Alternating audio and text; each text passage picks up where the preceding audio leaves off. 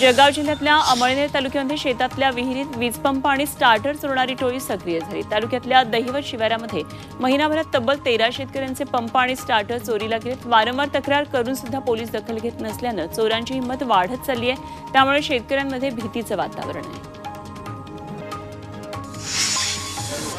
परदेशातून कांद्याला मोठी मागणी असताना केंद्राच्या निर्यात बंदीमुळे मोठं आर्थिक नुकसान होत आहे। इंडोनेशियाकडून तब्बल 9 लाख मेट्रिक टन कांद्याची मागणी अजूनही अपूर्ण आहे। त्यामुळे शेतकरी हितासाठी कांदा निर्यातीवर असलेली बंदी हटवण्याची मागणी कांदा निर्यातदार करतात। श्रीलंका, बांगलादेशमधूनही कांद्याला मोठी मागणी आहे।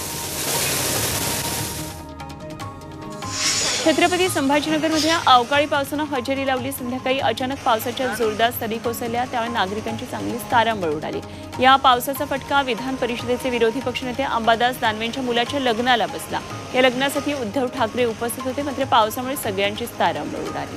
अमृत नोनी आर्थो प्लस, ये एक प्रूवन फॉर्मूला है। इसमें मौजूद नोनी फल के गुण और आयुर्वेदिक जड़ी बूटियां शरीर को जरूरी पोषक तत्व देने के साथ साथ हड्डियों और जोड़ों के घिसने, उनमें होने वाले सूजन और दर्द को रोकने में मदद करता है। दर्द मुक्त जीवन के लिए अमृत नोनी आर्थो प्लस। नवी मुंबईतल्या जुईनगर रेल्वे स्थानकासमोर असलेलं डीमार्ट महापालिकेनं सील केलंय। डीमार्ट प्रशासनानं नवी मुंबई महापालिकेचा 1,60,00,000 रुपयांचा मालमत्ता कर थकवलाय। याबाबत अनेक वेळा नोटीस बजावून देखील व्यवस्थापनानं मालमत्ता कर भरला नसल्यानं अखेर ते सील करण्यात आले।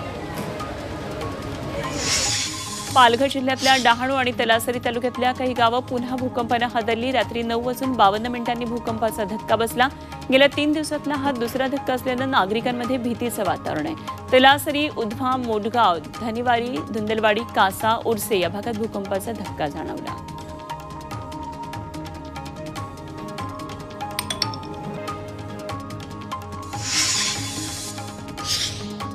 शंभराव्या अखिल भारतीय मराठी नाट्य संमेलनाचा शुभारंभ सोहळा पुण्यामध्ये पार पडला। यावेळी बालगंधर्व रंगमंदिरापासून गणेश कला क्रीडा मंचापर्यंत ढोल ताशांच्या गजरात नाट्ययात्रा काढण्यात आली। यामध्ये अखिल भारतीय मराठी नाट्य परिषद अध्यक्ष आणि ज्येष्ठ अभिनेते प्रशांत दामले यांच्यासह इतरही मान्यवर तसंच नाट्यप्रेमी सहभागी झाले।